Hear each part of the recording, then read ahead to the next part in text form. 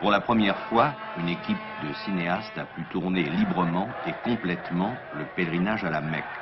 C'est naturellement une équipe musulmane qui a obtenu cette autorisation des autorités d'Arabie Saoudite, une équipe musulmane tunisienne dirigée par Mohamed Ben Smaïl. Ben Smaïl, pour vous, ce reportage était-il aussi un pèlerinage?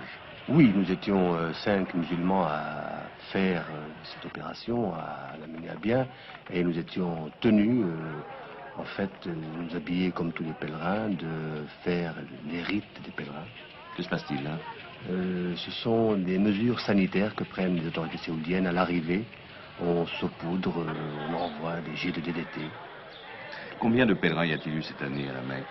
Il y en a eu 1 300 000. Dont 400 ou 500 venant de l'extérieur et le reste de l'Arabie Saoudite et des pays arabes environnants. Plus de riches que de pauvres?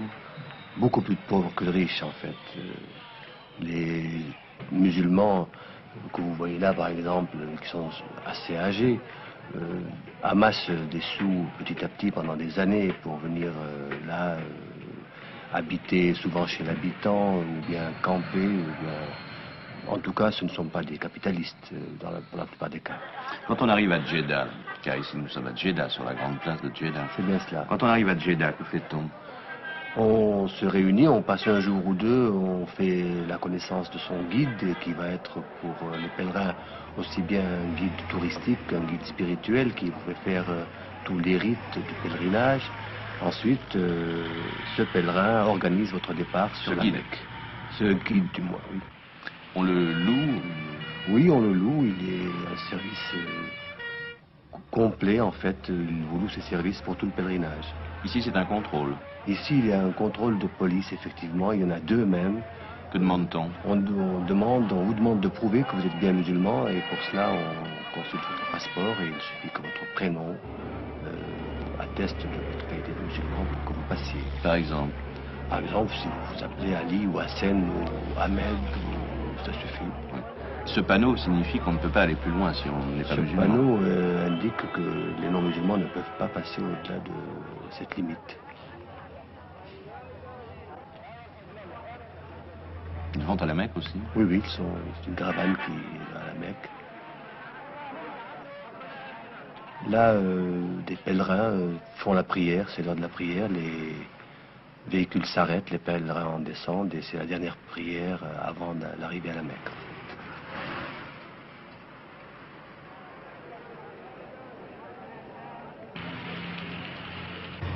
De Djeddah à la Mecque, quelle distance y a-t-il? 75 km. On arrive là? Là, on aperçoit les portes de la Mecque. Les anciennes portes de la Mecque qui sont maintenant partiellement détruites. Ce sont les Turcs qui les ont construites. Nous entrons à partir de là dans la circonscription de la Mecque, dans l'espèce de la zone de la Mecque. Et là, le pèlerin commence à réciter des prières d'une certaine manière, plus fervente. Combien d'habitants à la Mecque, normalement? Normalement, 30 000 habitants. Voici la ville. Assez inattendue. Et en période de pèlerinage, la même ville contiendra 1 million, donc près d'1 million de personnes. Là, on vient d'apercevoir l'enceinte, puis la Kaaba elle-même. Voici la Kaaba, un cube simple, construit en grosse pierre et habillé de noir. À peu près une quinzaine, une vingtaine de mètres de côté. C'est une simple chambre vide, aux murs nus. Le pèlerin, dès qu'il arrive, est tenu de se rendre à la Kaaba, dans cette enceinte de la mosquée de la Kaaba, et de faire le tour du temple 7 fois. La Kaaba, c'est la maison de Dieu. C'est la maison de Dieu, c'est bien cela, construite par Abraham sur l'ordre d'Allah. En litière, là, ce sont... En litière, ce sont des gens soit infirmes, soit trop vieux pour pouvoir se mêler à cette cohue, à cette foule et accomplir le rite. Dans le coin, la pierre noire qu'on verra plus précisément tout à l'heure.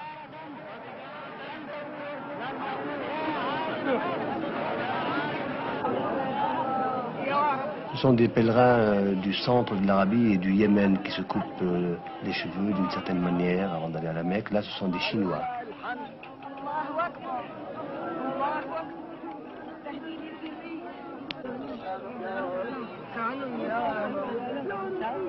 Ce sont des prières personnelles qu'ils font? Oui, ce sont des prières personnelles, chacun selon son vœu, selon ce qu'il attend de Dieu.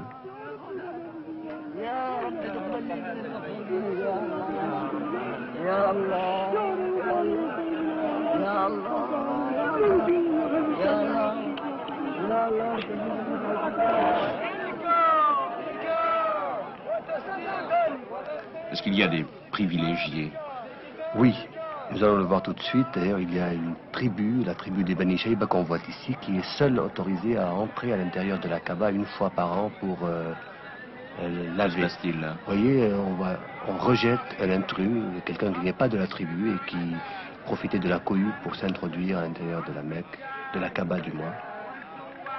Quelle est leur mission à l'intérieur de la La Kaaba? mission est de la nettoyer, de la laver à l'eau de Zemzem, de laver cette espèce de chambre vide à l'eau du puits béni voisin. Voici le roi Faisal qui vient, comme tout le monde, faire les 7 tours traditionnels, rituels autour de la Kaaba et qui aura, lui et sa suite de diplomates et de princes, le privilège tout à l'heure d'entrer à l'intérieur de la Kaaba et de s'y recueillir. Et il n'est pas en tenue de pèlerin? Non, lui n'est pas en tenue de pèlerin, mais c'est admis. Quelle est la tenue de pèlerin? La tenue de pèlerin consiste à avoir autour des hanches un genre de pan, une étoffe blanche, non cousue, et une autre étoffe blanche au-dessus des épaules. L'important est qu'il n'y ait pas de couture. Il ne faut pas qu'il y ait de couture, rien sur soi de cousu.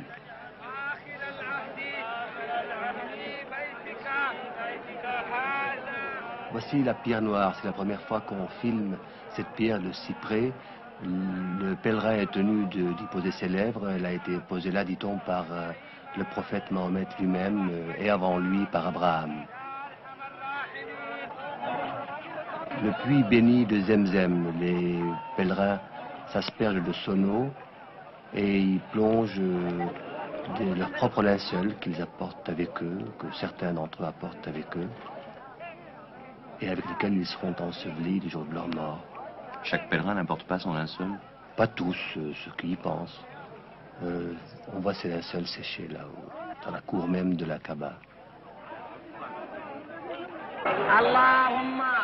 Voici un rite important du pèlerinage, c'est l'aller-retour 7 fois entre 2 collines, une qui est au premier plan et l'autre qu'on voit là-bas au fond. Elles sont séparées de 500 mètres. Elle s'appelle la colline de Safa et de Marwa. Elles sont maintenant recouvertes, c'est devenu un grand corridor avec un sens obligatoire. On fait 7 fois l'aller-retour pour commémorer cette même distance qui a été parcourue par Agar, abandonnée là par Abraham avec son fils Ismaël. Elle faisait l'aller-retour entre les 2 collines à la recherche de secours pour son fils, pour son bébé de fils, donc, qui, grattant le sol, a fait apparaître le puits de Zemzem, le puits béni de Zemzem, et c'est en commémorant cet événement, ce miracle, que Abraham a construit cette Kaaba qu'on voit devant nous. Nous assistons ici à la prière du vendredi, un des plus hauts moments du pèlerinage. Les pèlerins sont disposés en cercle concentrique autour de la Kaaba. Il ne s'agit plus de se tourner vers un point déterminé. Il suffit de regarder la Kaaba.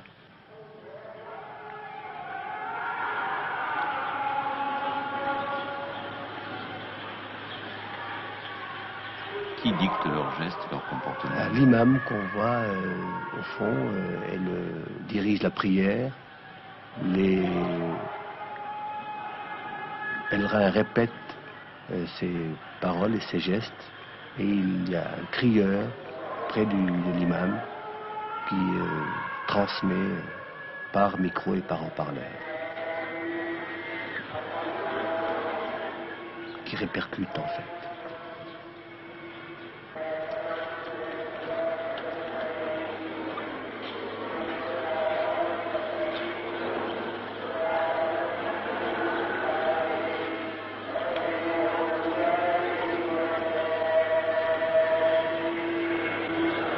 « 150 000 personnes font la prière, ils s'entassent jusque dans les rues voisines qu'on voit ici et prient à même le sol.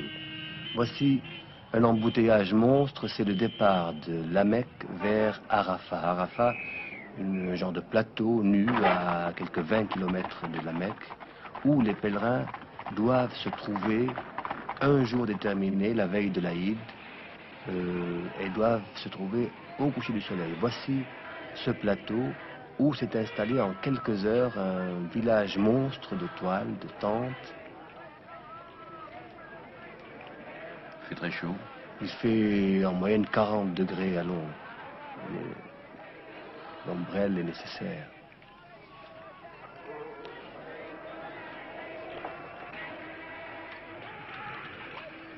À une température pareille, la transpiration fait courir de gros risques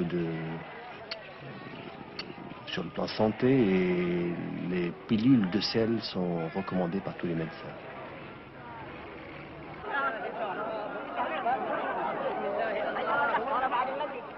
En attendant le coucher du soleil, on ne fait rien. On prie, on est en prière. Voici le roi Faisal qui poursuit son pèlerinage, et il porte cette fois la tenue rituelle.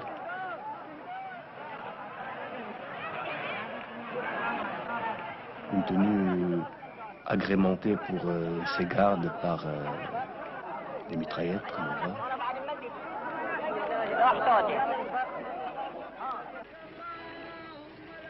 C'est sur cette colline, au fond, que le prophète Mahomet a fait son dernier sermon. C'est là qu'il a accompli son dernier pèlerinage. C'est là qu'il a dit le dernier verset du Coran. Aujourd'hui, j'ai achevé de vous édifier votre religion et de vous donner l'islam pour loi. Nous sommes à quelques minutes du coucher du soleil. C'est le moment réputé propice aux vœux, à la prière, à la supplique. Dieu fasse que nos morts soient bénis et que nos vivants soient épargnés, que nos prières soient acceptées, que nos malades soient guéris et que la grâce soit sur nous.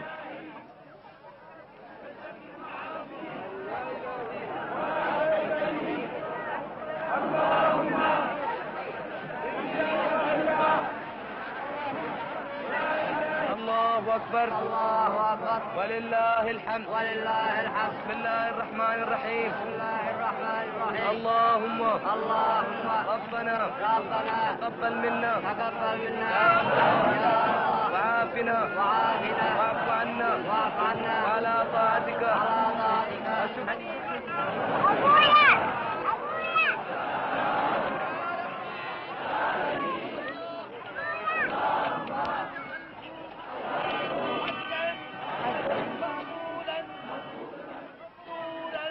Pourquoi y a-t-il tant de vieillards? Eh bien parce que, d'une part, les gens ne vont à la Mecque qu'après avoir amassé sou par sou, donc le prix de leur voyage. Ce sont des gens de conditions en général modestes. Par ailleurs, on va à la Mecque lorsqu'on considère qu'on doit demander à Dieu l'absolution des péchés de toute une vie. Et puis, il y a aussi, je pense, pour beaucoup de musulmans, pour tous les musulmans, le secret espoir de mourir à la Mecque et d'y être enterré.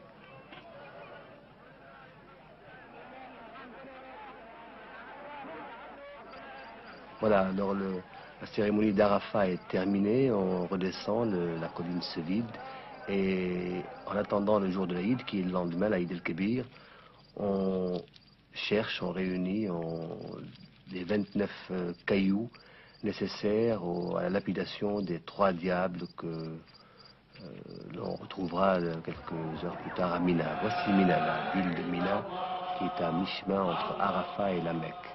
Nous sommes le jour de l'Aïd el-Kébir, la fête du sacrifice, qui commémore le sacrifice d'Abraham, comme vous le savez. Voici le frère du roi, qui est en même temps préfet de la Mecque et qui veille sur les opérations de pèlerinage. 300 000 têtes de bétail, de moutons, de bœufs, de chameaux, de chèvres sont sacrifiées tous les ans. On en distribue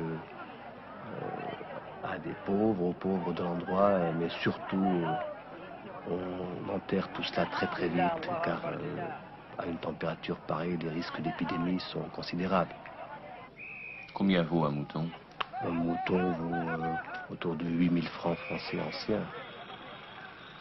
Ce sont les Séoudiens qui les vendent? Ce sont des organismes de commerce, des commerçants, des négociants et même les guides. Là, des bulldozers qui enterrent donc les restes de sacrifices de la boucherie. Et tout de suite après, des mesures sanitaires immédiatement, car encore une fois, les risques sont très très gros. Il y a eu de graves épidémies autrefois? Il y a une quinzaine d'années, des épidémies épouvantables. Depuis, les Séoudiens soumettent le pèlerin à des obligations très importantes sur le plan de vaccination, carnet de santé, etc. Et chaque délégation a avec elle son médecin, ses ambulances en général, car il existe des délégations officielles de pays musulmans.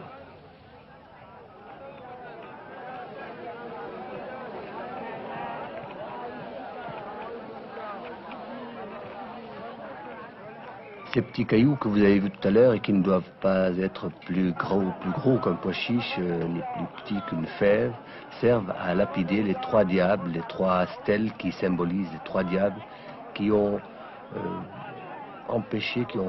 tenté d'empêcher Abraham de sacrifier son fils Ismaël comme le lui demandait Allah.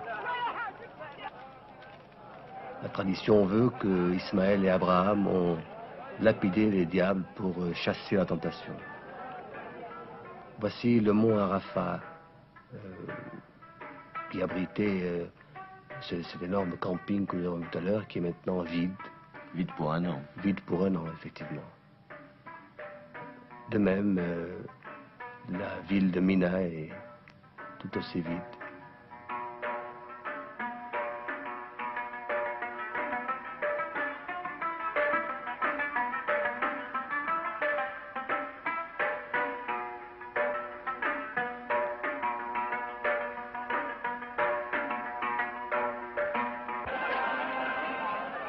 Dernière étape, cette fois, du pèlerinage à la Mecque, la visite à Médine, à 300 km de la Mecque, du tombeau sous cette coupole verte de Mohammed, du prophète Mohammed. Devant ce tombeau, le pèlerin se recueillera une dernière fois et, dans la cour de la mosquée, il fera la dernière prière avant de quitter les lieux saints de l'islam.